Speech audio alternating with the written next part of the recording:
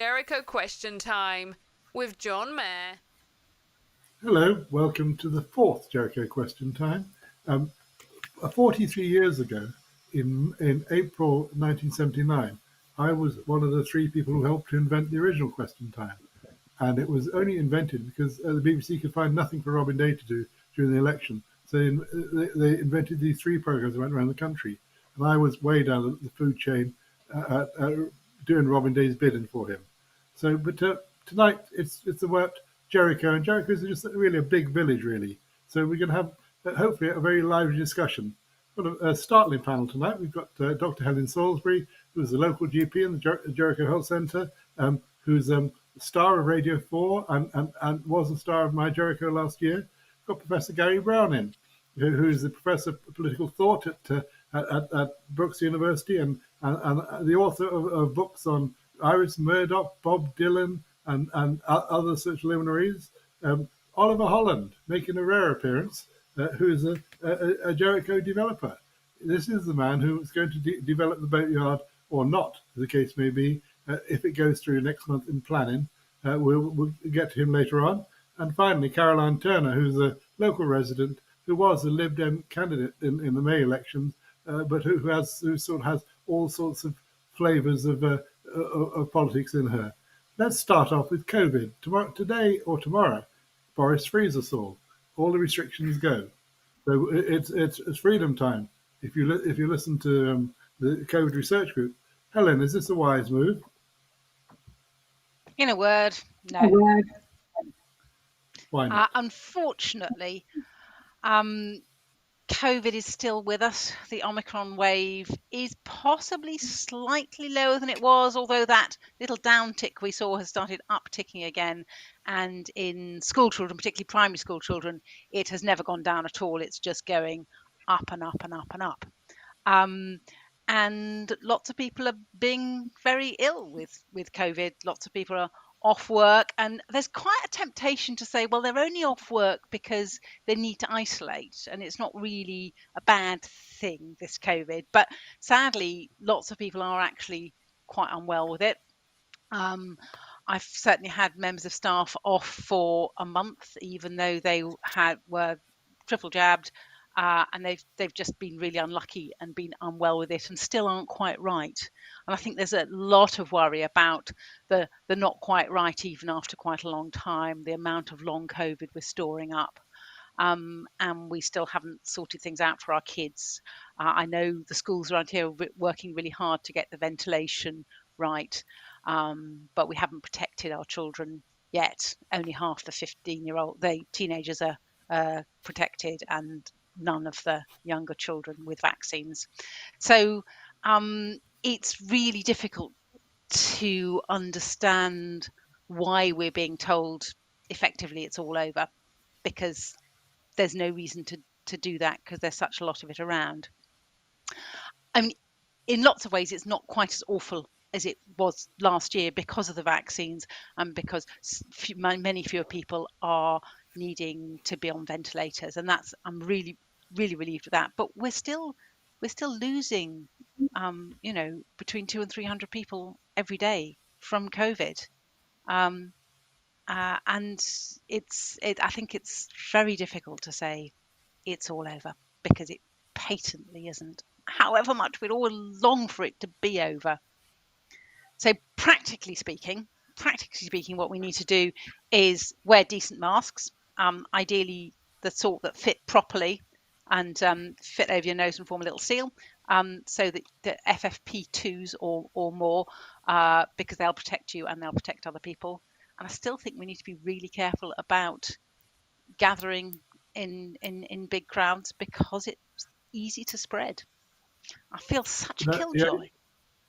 Yeah. Now your surgery has been local heroes. I mean, how many jabs have you done? How many people have you jabbed? Give us an idea. I don't know, actually. I mean, we have done a lot of vaccinations, because we've been the hub for not only the patients who are registered here, but for the patients in the rest of our little group, which is 2 of the Beaumont Street surgeries and King Edward Street. It's been a joy to do. Actually, we've loved being a vaccine hub, and it's worked very well. In fact, we've got another clinic this Saturday. I don't think it's completely booked up yet. So if you're a patient here, come and do some more. Come and get boosted if you're not yet. It does make a big difference to how ill you are. But if Boris was to ask your advice, you'd say, "Don't do it, Boris, today."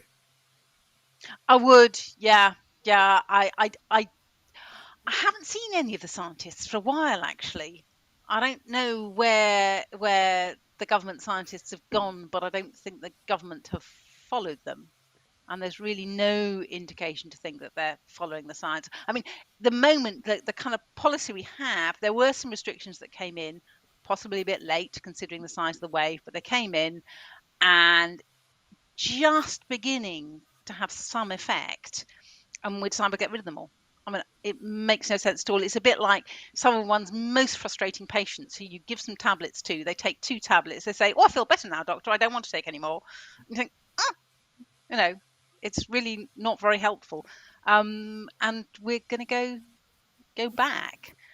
And unfortunately, I mean, most people will be okay, but this isn't about every single person. It's not about everyone for themselves. It's about protecting people who are most vulnerable. And to do that, we actually need to do things that protect us, and they don't have to be huge restrictions. They need things like wearing masks and sorting out the ventilation in our public buildings and our schools.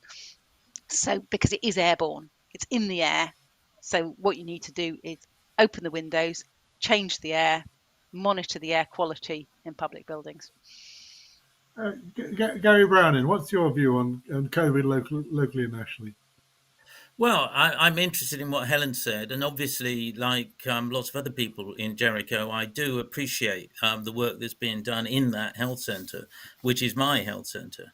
I mean, one thing I feel compelled to say, though, is that I think the phrase follow the science is a good one, but it doesn't cover everything, because science can't possibly tell you everything you need to bear in mind at a time of crisis, or indeed any other time. There are moral questions. There's lots of different things that we need to think about. One is the economy. One is the kind of way people feel, their mental health. I mean, I am kind of sensitive, alert to what Helen's saying. I cancelled a conference this month because I thought it probably wasn't safe, even though technically it could have gone ahead.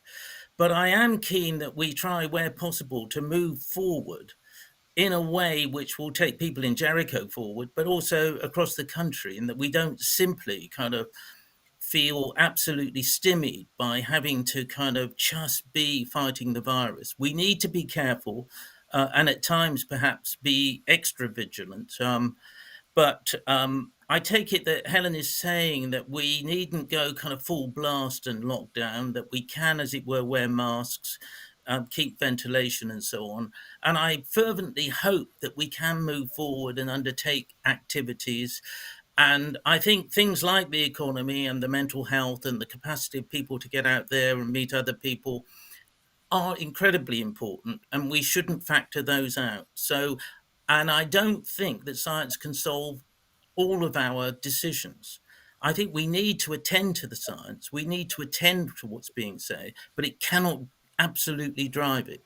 So, my hope is that we can move forward in the spring. It seems like it's not nailed, this kind of this virus, but that we vaccinate when we, maybe even more, and that hopefully we can move forward, but not being silly, still taking some precautions. Yeah, I mean, Carole-Ann, yes, sorry, I Helen. suppose, absolutely, I do want us to move forward.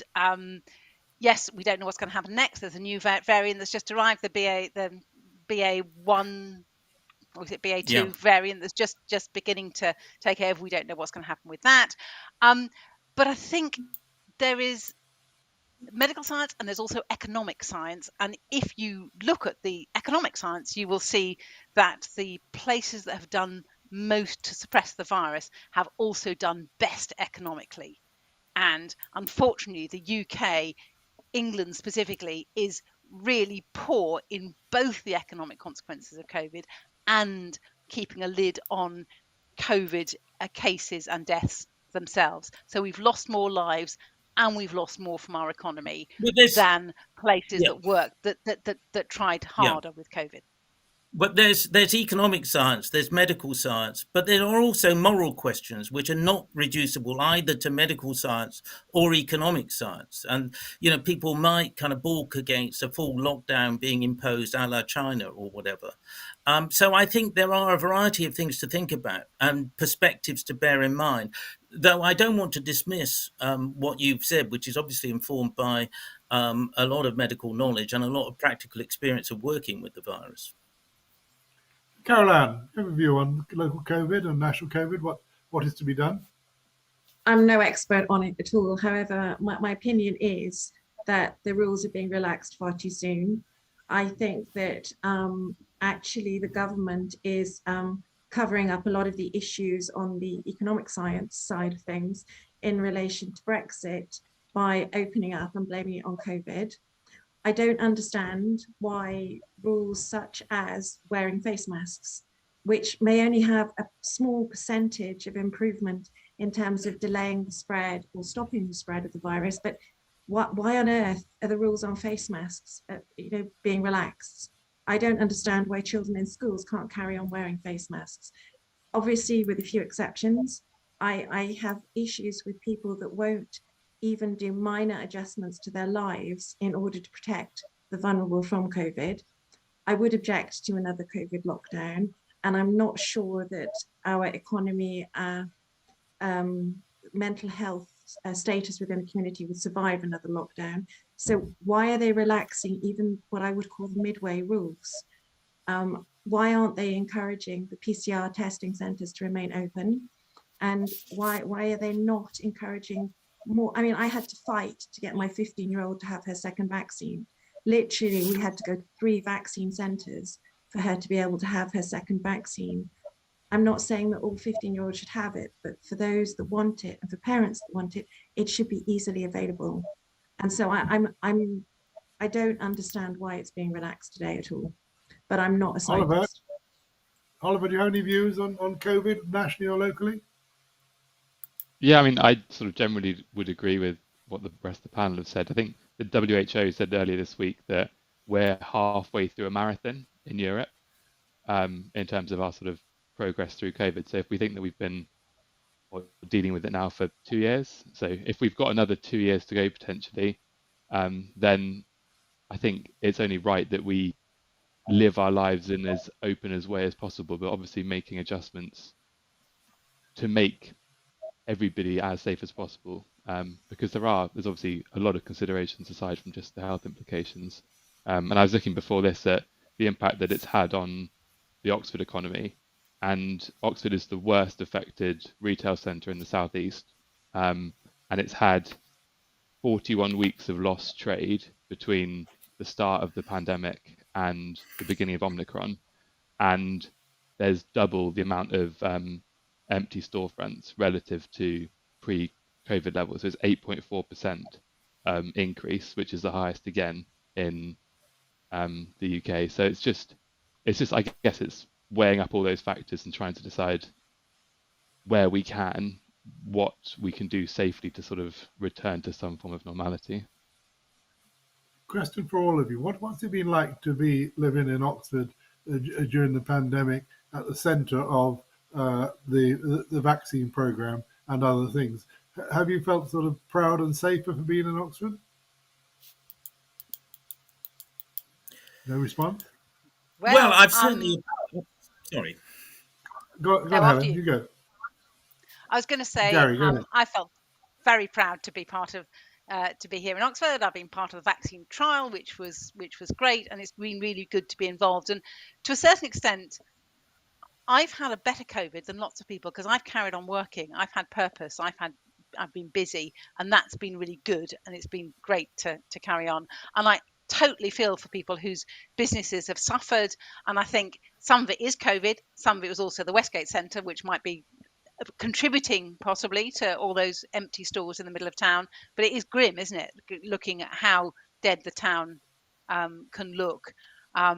So I think COVID has been not so bad for those of us who've had meaningful jobs and are also, frankly, older and not trying to find our way in the world at the moment. My heart goes out to people of a generation younger than me who are just trying to get set out on life, and everything's been closed. It's been horrible.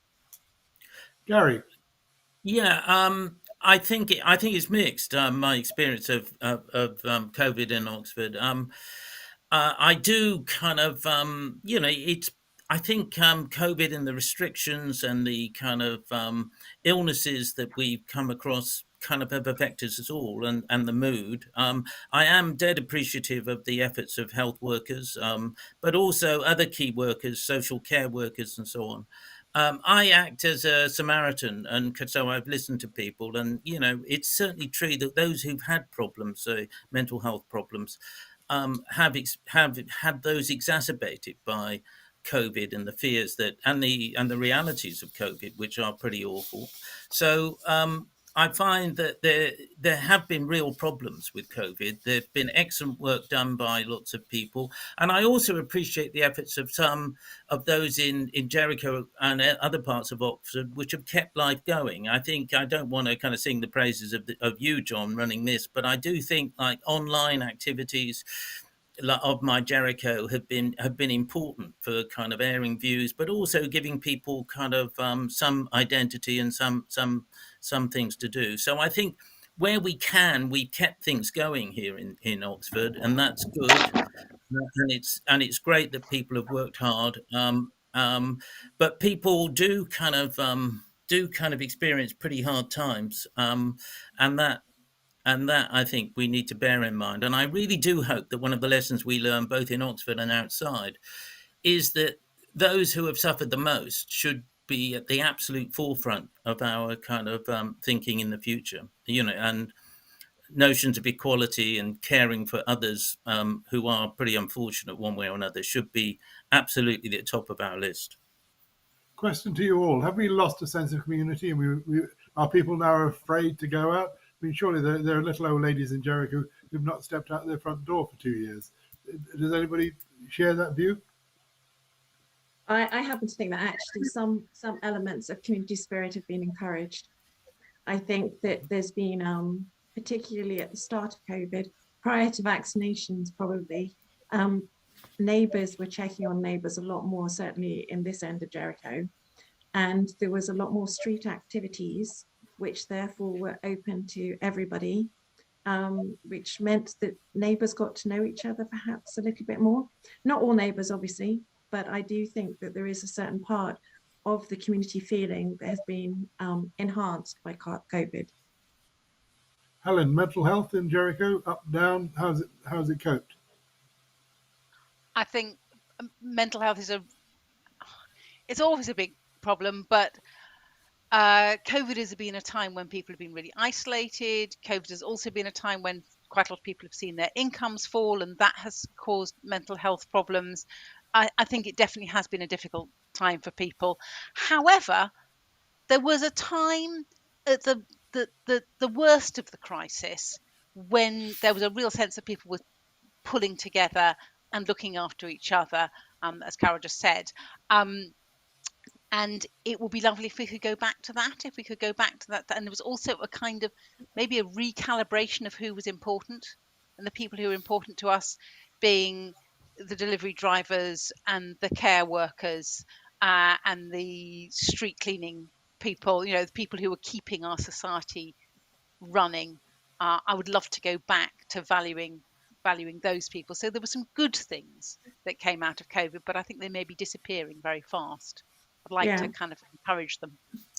Yes, and I think it would be great if we could put renewed energy in how we deal and help people with mental health difficulties and those who are isolated and poor as well. Because I am not convinced we've still got kind of good treatment for people with mental health difficulties. Now I let's think you'll move find on if that's a we can. funding issue. Well, it's partly a As funding issue, and more money would help, but that's not the only. Let's move on if you can to the topic that gets us all going in Jericho: traffic in Walton Street. The barrier has been up for a year now. The traffic is back with a vengeance. I mean, I think actually that some drivers regard the Worcester Street to Cranham Street part of Walton Street as a little challenge to have a little race down there. I mean, you've got in Kingston Road 2 electronic signs and lots of things to restrict traffic. Do we need more of those in Walton Street? Carole-Ann, you've actually got some, as they say on Sky, some breaking news about traffic, haven't you? Well, in terms of integration with traffic is the issues with regard to the council's proposals for reduction of residents' parking spaces and for the increased charges for visitor parking spaces. Jericho, and by Jericho, I also include part of Walton Manor, which is being hit the same with the increased rates. Jericho is being hit the hardest with a 230% increase in parking charges for visitors' parking So spaces. what would it cost to park in Great Clarendon? So it would be £18 for 3 hours to park. And if you compare that with £5 for 3 hours at the Westgate, and I would say traffic getting into the Westgate is pretty bad. But if you also compare that to £6.80 for the park and ride, it does mean that basically the visitors' parking spaces are not going to be used in Jericho, which is the aim of what they're trying to do. But there's been zero consideration for the businesses in Jericho. And I think that the businesses are the heart and soul of the community, which need to be considered far more than they are at present. So if you have an evening out to the restaurant, it's going to cost you an extra 18 quid to park in Great Clarendon Street, correct? Yeah. Any views on that from anybody else on the panel? Gary, does this come as a surprise to you? Yeah, it comes as a surprise to me, and I think it's good that it's been aired tonight. And obviously, you know, we want to support local businesses, and that's important. And personally, I felt, although I didn't live at that part of Walton Street, it was a shame when it was opened up for traffic again, both symbolically and practically. But I know some local businesses objected to the traffic being stopped, but and we've got to listen to all comers and try to do the best that we can. But I think it was a signal that we were thinking and trying to do something about traffic in Jericho, and we do need some action. I think Helen, we have to divide the traffic between the cut-through traffic and the traffic that we actually need for the community, for both the residents and for the businesses. For people that actually want to come to Jericho, restricting access is not particularly beneficial. Reducing cut-through traffic, if we actually increase the number of visitor parking spaces, you would be able to control the speed of the cut-through traffic. And unfortunately, there seems to be a complete lack of planning and consideration for the businesses versus the speed of the traffic going down Kingston Road and going down all the side streets. It could easily be that the whole zone is 20 miles an hour, and we could easily do more parking spaces for visitors parking that actually restrict anybody cutting through at such high speeds. And it is 20 miles an hour, by the way, Carole-Ann. The whole of Walton Street is 20 miles an hour. It is, but there are parts. Whole of Walton Street is 20 miles an hour. You're hard pushed to know that. The side streets that aren't 20. I know Leckford Road is, but coming further out of Jericho. So there's no reason why the whole zone can't be 20. Absolutely no reason at all. With lots of reminders. Sorry? With lots of reminders. There are not a lot of reminders at the moment. Helen, have you any views on as you live along the main drag or work along the main drag? I think it's very difficult. I mean, I'm not a driver myself. Well, I can drive, but I don't drive myself. I cycle and I walk. And it was extraordinarily pleasant when there wasn't traffic coming all the way through. In terms of our particular needs, obviously we have patients who need to come to the surgery, and some do come from further afield. And although some come on public transport, some do need to come by car, because if you're poorly, then you probably need to be driven here or drive yourself. So from our point of view, if the parking becomes ridiculously expensive, that's going to be very difficult for our patients. And I will hold my hand up here and say I don't always run completely to time. So I'd hate to think that my patients were incurring vast sums in parking fees while they're waiting to see me. I think it's a really difficult thing to balance the kind of getting rid of cars completely and the needs of both us as a health centre and our patients coming here and the other businesses around that need to be that need their customers to be able to park. I think we need to have some happy medium where where we can get rid of the through traffic. We can slow that through traffic massively. So if we could just make it a little bit more inconvenient for the through traffic, but not stop it completely. I don't It's quite exactly know. Not interesting. being a so I It's don't know quite the answer. interesting that you say you have people coming by public transport. It's actually not possible to get the service to your surgery on public transport at the moment. You have to walk quite a long way. You can't actually get to us by public transport. No, So that if is you another can't issue. walk, it's taxi. Or car. Yeah, or car. Absolutely. Now, the bus service we used to have was wonderful. That's gone. So that was a little while ago, but there used to be a wonderful little bus service that wound its Yeah. way Just around be Jericho. realistic, there have been three Sorry? bus services which have been tried. Three have been tried and three have failed. So let's move on to another hot potato. The boatyard, canal side, that's coming up at planning, hopefully on the 15th. It's generated an awful lot of heat and very little bit of light. The developer himself is here tonight. Oliver, you're going to plan a little exhibition, aren't you, in the church on February the 6th, February the 9th? Tell us, how are you going to change Jericho? Yeah, well, that's right. First of all, I think it's worth saying that we are planning on having an exhibition. Father Chris has been kind enough to let us use St Barnabas. So, yeah, there will be an exhibition. There'll be two times during Tuesday the 8th, I think it is, where anybody can come down and ask us questions and have a look at our display boards and see what the scheme is all about. And as a sort of piece of breaking news, I know you like, John, we've got a website that's launched as of about 5 minutes ago, which details everything about the scheme, or everything that we think is relevant at the moment, to hopefully try and address some of the misinformation that's around. So that is jerichoregeneration.co.uk. So anybody can go onto that and it will give a brief intro into the scheme and then address most of the comments that have been raised on the planning application website. So how are you going to change Jericho? What are you going to do to improve the life of everybody after 17 years of mud?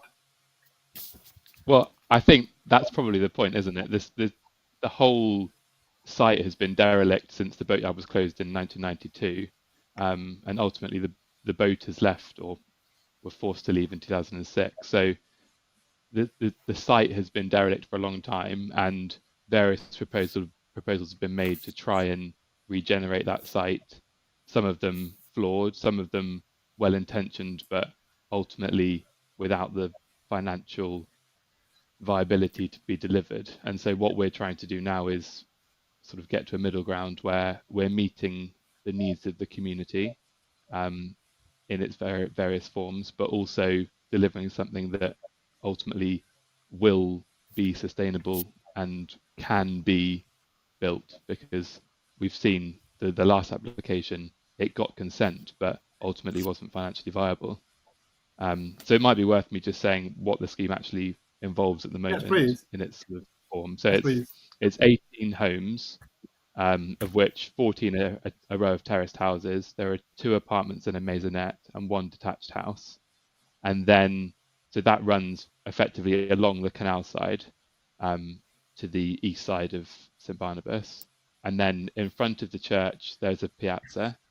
And then to the west of the piazza and to the west of the church is a 3-dock boatyard and a 2-phase community centre, which has been designed to the JWT specifications. So as a community centre and boatyard, it is. JWT is the Jericho Wharf Trust, who have spent 17 years protecting the boatyard in their view.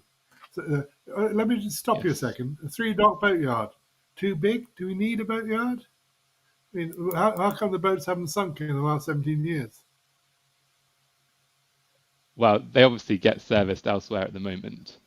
So the JWT and the Jericho community, the JCA, and the Jericho Voters Association are the best people to speak to about exactly why the requirement for 3 docks exists. But in terms of planning, the requirement is solely for a replacement boatyard.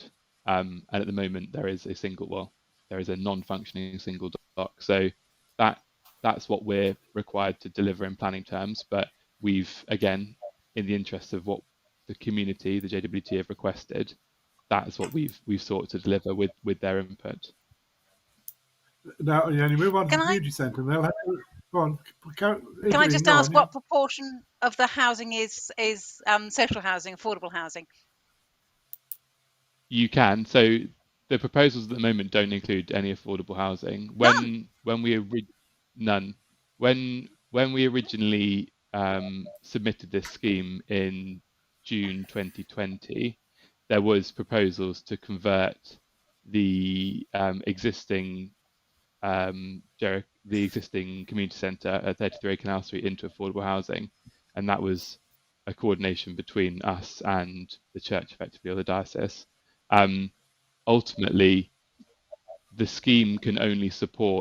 residential component of the scheme can only support so much community benefit, and the size of the community centre and the size of the boatyard and the cost of the piazza mean that it isn't commercially viable to deliver any other benefit.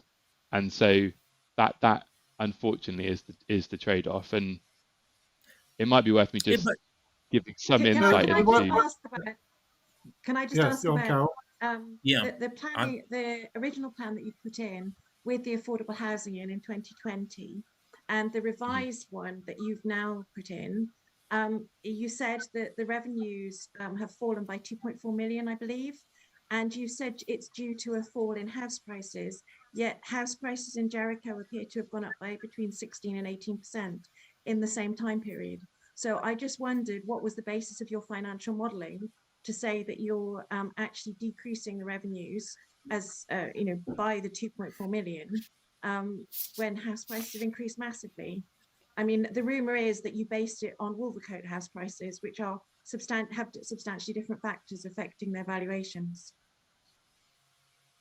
Yes, the important thing to say here is that it isn't our valuation. It's not a case of us as the developers say what we think the houses will sell for, and then everything else is based on that. It's independently assessed by a council-appointed independent valuation assessor. So we don't have an input into those figures.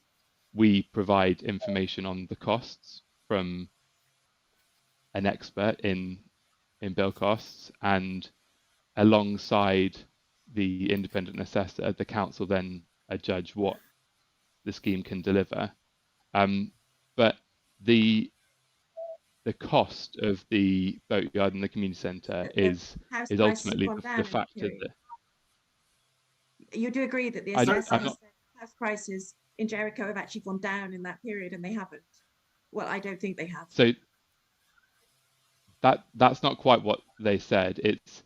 It's effectively the way that there were 2 separate viability assessments that were carried out, and where the scheme has developed between the 2 and the way that the costs have been adjusted, it's not just a value thing, it's cost and value. So the difference between in the overall viability of the scheme has changed by that much, but that's primarily due to the increase in the cost and not a loss of revenue, as you say. House prices in Jericho. Gary, you're championing a bit. Go on. Go ahead.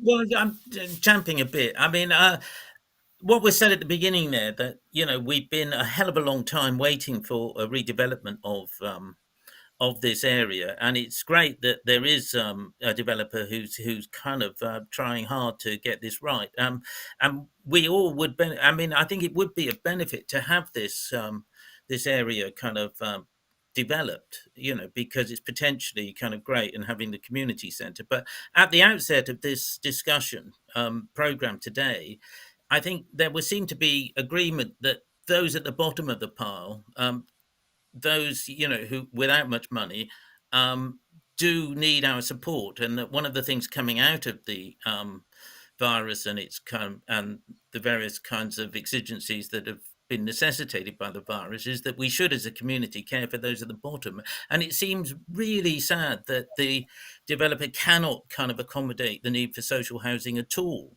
And I just wanted to ask, is the scheme fixed now, or is there some adjustment possible on costs and so on to allow for some social housing? Yeah, so I would agree with you. It it is a shame, and we would much rather be delivering a scheme that delivered affordable housing. Where the difficulty exists, as I've said, is in the size and the cost contribution that the scheme is making to the community centre and the boatyard. So if I give you some figures, hopefully it will make it clearer, and not just sound like I'm saying the scheme can't deliver it, but will actually give you some context. So at the moment, we are making a £655,000 contribution to a bridge. This is likely to be a replacement bridge for where Mount Place Bridge currently is. So that will pay for a new bridge, which will be disabled, DDA compliant, and also for the council to renew their lease over the towpath from the Canals and River Trust. Quick intervention. So no bridge into the canal side. There'll be no bridge from the other Well, side into the piazza. There is a working group that we've set up, which includes the JWT and some of the statutory consultees that previously refused or objected to the scheme on the basis of the bridge being included. So there is the potential for that money to be allocated towards a bridge that goes into the scheme. But how many times has that working group met, Oliver? How many times has that group met? It hasn't met yet. So David Veeney, who you know from the JWT, has set it up, and I'm hopeful that it'll be meeting in due course. But the information that they need from a sort of design perspective has been provided, and I know that there are architects that are working on a bridge design that would limit the objections that the Environment Agency and the Canals and River Trust had, which were it's a navigational non-working group. flooding. It's a group. It's a soon-to-be working group. Well, you've got four different things. You've got the piazza, the boatyard, the community centre, and social housing. What you were saying is you can't afford all of that. So which one will have to give? That's given. Well, at the moment, the affordable has the thing that has been effectively withdrawn from the scheme on the basis of the overall viability. So, as I said, the bridge is 655,000. The boatyard, which we're providing to Shell and Core, is £2.4 million. The community centre is £1.9 million. The public realm, so the piazza and the disabled access ramp that we're providing to the front of St Barnabas, is 1.85 million. And then we're making a £405,000 contribution for community infrastructure levy. So in total, it's £7.2 million worth of community benefit. And while I can appreciate that there is a need for affordable housing in Jericho, and that is a benefit that is typically most popular, and I guess is the thing that sometimes becomes politically charged with housing. It's just the feature of this particular development that the size of the fact that there is a community centre and a boatyard on it, and the size of it limits the ability of the scheme to deliver other factors. But it's not benefiting financially from it. It's just that those funds are being allocated to hopefully what will be an incredible community facility. So if one of those four features was to go or to be scaled down, then affordable housing might come back into the scheme. Is my understanding right? That is correct. So when this scheme was originally conceived, so the beginning of 2020, before it was submitted to the planning authorities, the original concept was for a 2-dock boatyard with a smaller community centre. So I said earlier that the planning requires that the boatyard is replaced. In planning terms, the community centre has to be, quote, sustainably sized. And we think, based on the sort of requirement in Jericho for community facilities, that's about 4,500 square feet. The current proposals is about 18,900 square feet. So it is vast. So yes, in theory, if those those factors were scaled down, then there would be funds that could be diverted to affordable housing. But at the moment, the council they were the ones that said that the affordable housing should be removed to bring the scheme forward on the basis that they wanted the community centre in its current form, effectively. Well, the JWT were the people that ultimately designed it, but the council have signed it off. Let's be radical, Oliver. What about a zero boatyard, no boatyard? Do we really want an industrial thing right next to the church? This is a lovely canal side. But why do we need a boatyard? Well, the history of the site is obviously a boatyard, hence its name, and it has a very long history of being associated with the boating community. So there are local benefits, and there is in fact a fair amount of Oxford City Council literature around the delivery of affordable homes with a small a and an H for the boating community, which this obviously serves. So there is a sort of a tangential benefit to providing this as a community asset, because it won't be profit generating. It will be held as a charity by the JWT. So yes, David, How John, expensive does it have to be, the boatyard? Well, in what sense? In planning terms, there isn't a requirement for it to meet a certain cost. It's been designed to be commercially viable by the JWT, and so where originally it was conceived as two docks, a wet dock and a dry dock, they felt that in order for them to meet the community requirements of basically not charging market rates for work on the boats, that they needed 3 docks to make it run efficiently and sustainably. Plus overnight accommodation, plus laundrettes, etc. Do you need all that? Well, John, you know as well as I do that JWT have provided a needs assessment for the community space. There's always conflicting views, and certainly we have reports from independent assessors who will say that there isn't the need for the type of community space that's there. But at the moment, the best evidence and what the council are requiring or currently determining is this space. And if it gets delivered, it will be incredible. There's no doubt about it. It will be the best space, the best community space, and provide, the best type of facilities for Jericho residents. So I appreciate, it comes back to conflicting views, doesn't it? If the overwhelming requirement is for affordable housing, then the size of the community centre does limit that. But equally, there is a huge amount of benefit and positive externalities that come from the delivery of this community centre. Could the I think profits you're be missing the point. reduced? Go on. Who wants to go first? Was that Carol or Carol, yeah. I was just going to say, I think Carol. you're missing the point in that actually the wharf could be relocated anywhere, whereas the community centre, the piazza and the bridge can only be located in Jericho. And I would argue, since the community centre, first of all, is in 2 phases, it needs to be self-funding, I understand, in a very short period of time. If there isn't a bridge, then actually it goes against the council's policies on their active health travel and their local transportation plan vision, because the difference in accessibility to the office space and to the community centre to non-Jericho residents, which it needs in order to be profitable and to fund itself, is severely impeded if there isn't a bridge.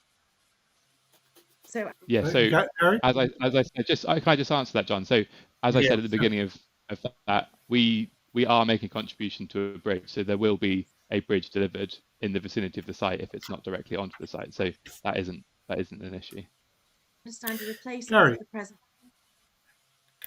Yeah, I was just Sorry. wondering, could the scheme kind of take a reduction in the profits? It just seems to me there must be some mileage in the production of a kind of redevelopment, which really does kind of get positive kind of recognition from all and sundry, and still make some profit, but a bit less than you originally envisaged. I'm just wondering if that might be possible. Yeah, and I'm glad you asked. So At the moment, the scheme is delivering below market levels of profit. So the independent assessment, I won't bore you with the details of how it all works, but effectively it creates, with the benefit or the cost that the scheme is generating versus the revenue, it creates a benchmark land value, and we are currently below the benchmark land value. So we're currently delivering a few £100,000 more community benefit than is required in terms of independent assessment, in terms of the planning requirements. So yes, we're already making that contribution. We've already taken a hit on the level of profit the scheme is making to be able to deliver what we're delivering. And more than that, we've made a commitment with the council that if the profit exceeds 15%, then we will split that 60-40 in favour of the council. So it's an absolute no lose, because if by some miracle the scheme delivers a huge windfall profit, the majority of that goes back into the community effectively for the delivery of affordable homes potentially. Right. Helen, The council. no views on the backyard? Helen, you know. I'm just, I'm listening with great interest. I really look forward to that, and particularly to have a bridge over from the canal into Jericho, because I can imagine if this place is going to thrive, it's going to need to draw people coming into the city, from the station side up and over along the canal and into that, which would be fantastic. There's a few little issues I'm interested in. Just looking at the plans that I've seen, whether the size of the piazza has that got smaller since the last plans that we looked at. And there's also a question about there's some worries about whether the docks are going to be subject to flooding. I don't know. Those are the other things that I'd picked up. I mean, on the whole, I'm hugely enthusiastic about it happening, but I suppose it's about making it happen in a way that is best for our community. Yes, you've been very well briefed, Helen. Let me address those 2 points. So the first one, the piazza. So I mentioned when I was sort of introing the scheme that there was a previous application that was accepted by the planning committee, but ultimately didn't come forward because it wasn't commercially viable. That had a larger piazza than what is currently proposed. But the piazza itself at the moment, there has been a lot of noise made about the fact that it is reduced in size. I think the 2 things that I'd like to raise to that, the first is that it is smaller, but it's still significant. It has the potential to host a lot of, if you were going to use it for a market stall, it has the potential to host, I think it's 18 different marquees, which could all, work as a fair. And I know, John, certainly from his experience, that that's larger than a lot of the existing provision in Oxford. The second thing is that the reduction I'll you a in... second. We use Mount Place once a month for a fair, and that seems a perfectly acceptable public space to me. And you get 200 people turn up. Some of you here may have turned up. All right. But what about the church? I mean, that's the centre of it all. I mean, they seem to sort of be a little bit forgotten in all this, with boat yards, with community centres and housing. This is a wonderful church. Why we want to reveal it, don't we? It is, absolutely. So it's not forgotten at all. So we've worked with Father Christopher and with the congregation to make sure that the access from the piazza is compliant with all of the disabled access requirements. So where at the moment you have to go into the church on the east entrance over the sort of little gravel car park, there will be 2 main entrances from the piazza on the south side. So you'll walk out straight into a beautiful piazza in front of the canal, and everybody will be able to access from that location. So there's certainly no issue of it being forgotten. It will become the centerpiece of that piazza. Carole-Ann, you wanted to raise a point about I saw you champing at the bit. Well, I was just going to say, didn't the council actually change between your 2020 applications and the recent one? Wasn't it originally that you had to give more than 7.5 million infrastructure with a contribution of up to £1 million to the bus service?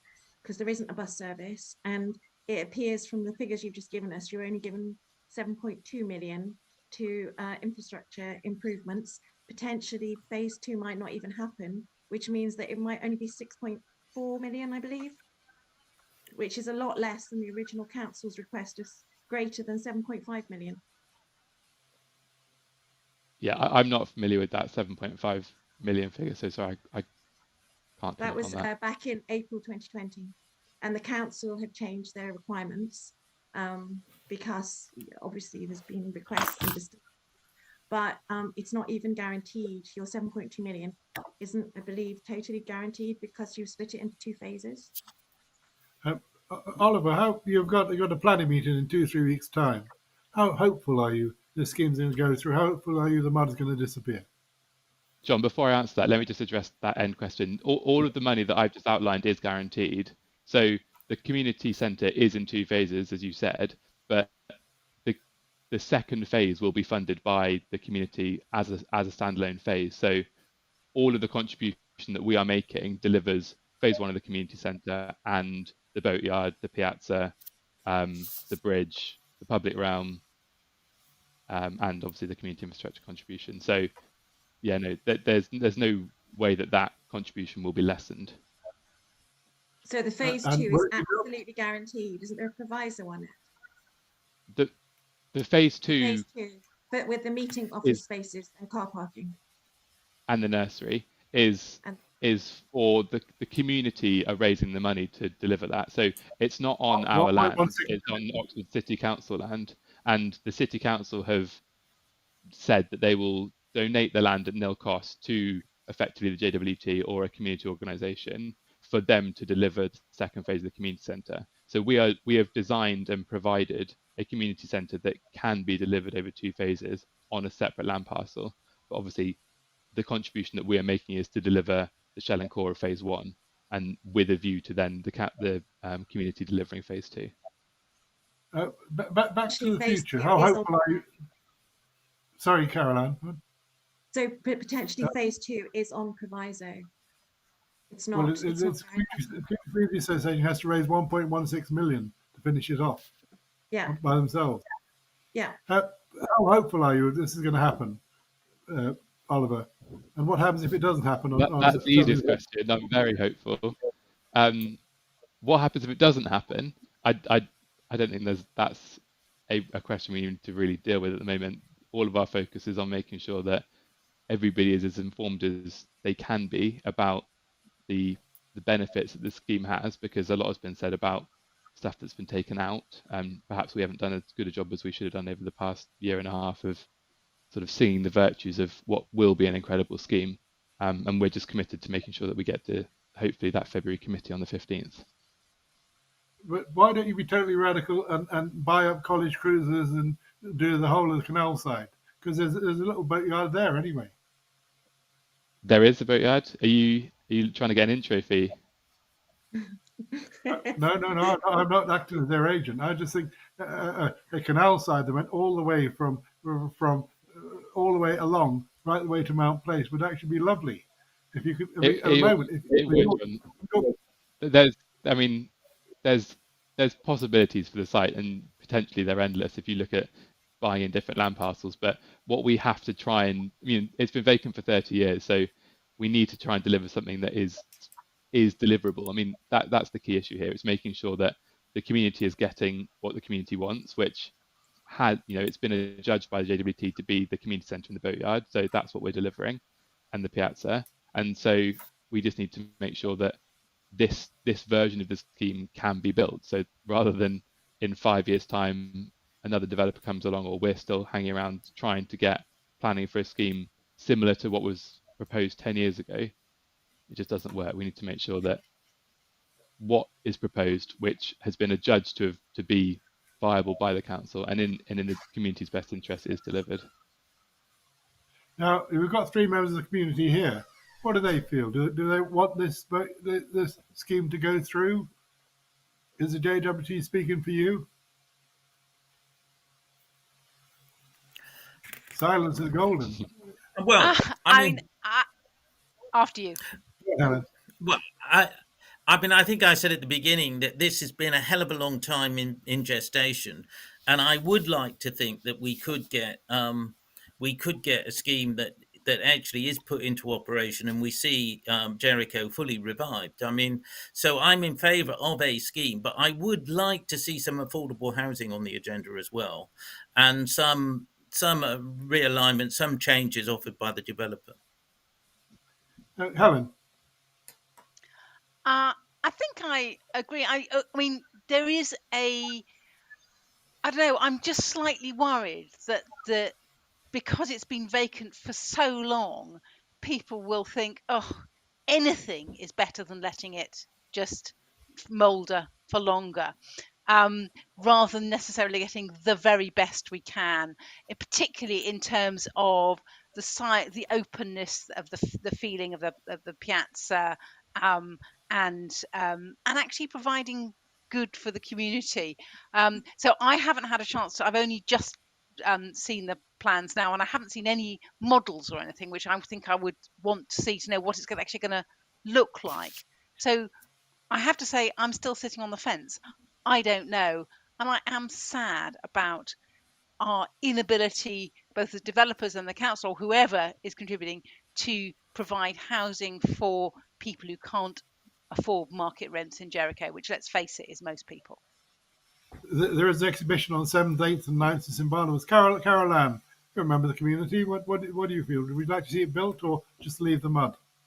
I definitely want to see something built, but I do feel that I think we'll end up with lots of very unaffordable housing for the majority of people in Jericho, and the facilities only half provided and not completed. And whether that's due to the developer or the council's planning and restrictions, I don't know. But I think we have to remember that Jericho is a community, and I think it's 1 in 3 households that have children in are single parent households, not in the lowest category, but in the next category up. And I think it would be a great shame if we lost that section of the society in Jericho, because house prices are going through the roof. Now, quick fire questions because we run out of time. Now, some of you may know that I'm a litter nerd. I go litter picking every single day in Jericho, so I know where all the litter is. How do we get Jericho to be clean and green? How do we get it to be better than it is? And any views, Gary? Well, I mean, one way is that we get kind of community-minded people like you to get teams of people going around picking up litter, and that seems to me great. But also that we that we kind of have really good signage. We make sure that we have kind of bins and kind of places to put rubbish and so on readily available. That we do the best in that. We make sure that deliveries work, and that people know what they're to do in getting rid of rubbish. So all of that, I think, needs to be done. And we need to do that without actually stymieing and ending social life for young people and for others, and so, for instance, I wouldn't like to see no activity on Port Meadow, but I would say if anything's being organised there, then we should also have a group of people dedicated to making sure that it's clean and tidy afterwards. So I've got no magic solution. It's definitely something that fits with the notion of community, and the notion of community should be kind of enhanced by the reaction to the virus and so on. But I've got no magic kind of bullet to solve it. I think it's probably a variety of things. Helen, any views on how to get a clean and green Jericho? I would like to concentrate on the greener, and just say how lovely the new garden at Mount Place is, and with a little petanque area. It's absolutely lovely. And I also know people who've really benefited from being part of the gardening group that has got that going. And I'm sure there must be other little spots within Jericho that could be greened and made pleasant, for by community volunteers, and actually having those community gardening groups is such a benefit for both everybody else who walks past or sits in them or enjoys them, but also for the people who do them, the volunteers who do them. But it does take quite a lot of energy for someone to do the organising. So more greening. How do we stop the antisocial? How do we stop people fly tipping, dumping rubbish, leaving their bins on the pavement? Any views? Well, I think No? if they're restricting car ownership in Jericho, which they're trying to do, bringing in the charge that they've now brought in, but we used to get free pickups of outsized items once or twice a year, depending on like where you lived.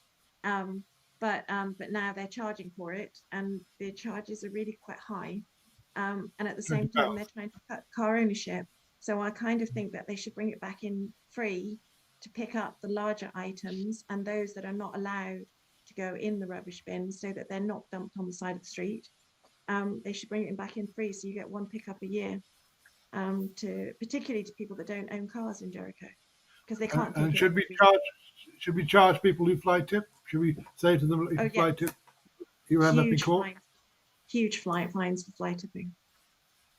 Oliver, any views on this? I suspect not, but any views on No, clean and green Jericho? John, before we came on, I quickly Googled Jericho rubbish, and the first thing that came out was an article that you had written in like 2020 with 9 tips to reduce waste in Jericho. Correct. So I could just say everyone should just go and read that article, and the problem would be solved. I'm going to circulate it again. All right. There you go. Just any final thoughts from anybody before we close? Anybody? Any thoughts on the future? Thoughts on the present? Oh, can I just say, I believe that the Greening Jericho volunteers group has just got an award, hasn't it? They got £500 for Mount Place, yes. And just Yeah. back to Helen's point, So, the aren't you Bulls based court in has been. Oxford? What's Haven't you that? got an award? So, oh, I'm so sorry. Best Haven't you got an space, award for being best? It was best public space in Oxford, but the Bulls court, Helen, which cost £1,500 of public money, has been used 10 times in a year. So it's hardly Yeah, a popular. But Yes, but Gary. I think I would echo what Helen said and others, that there are signs in Jericho of a community which is kind of working and which is vibrant, and Mount Square is a good one, and there's certainly a bench dedicated to my son there, which I'm very grateful to and for. So I think there are good signs of a community, but we can't relax, and we should move forward, and we should bear in mind those who are worst off, for affordable housing and other things. Okay, looking forward. My Jericho never stands still. Next Monday evening, there's going to be an early evening dinner club at Branca. Starts at 5 o'clock. You need to eat audio food by 6. The drink is free, thanks to a man called Bernard Clark, local Jericho resident and entrepreneur. You need to register for that on Universe. But if you'd like to, please come along to that. If it works, we'll do it every month. On Tuesday, there's an international My Jericho with a launch of an event about oil in Guyana. What's that got to do with Jericho? Not a lot, apart from me. But big news on Wednesday, the 9th of February at 4 o'clock in St. Barnabas. We've got no less than Sir Philip Pullman, who's going to come and talk about his Jericho. A lot of his literature is based in Jericho. He knows Jericho very well. That's £5 entry, and all the money will go to the church. So please book for that on Universe again. Turn up for it. There's space for 130 people in the church. This is a big event for Jericho. So, and there'll be a tour before it done by Mark Davis. Have a look on the My Jericho website or on the emails. And finally, these things cost money. Nothing is free in this world. And so every time we appeal for money, this is crowdfunded. So if you feel you've enjoying My Jericho, should throw a bit of money towards it in Lloyds Bank 139626, the account number 48518460, 139626 48518460, and the account name is Jericho Good Works. Every little helps. But meanwhile, thank you to the four people today. We've had a very interesting discussion, and onwards to the 5th one. Goodbye, everybody. Cheers. Bye. Thank you. Goodbye. Goodbye.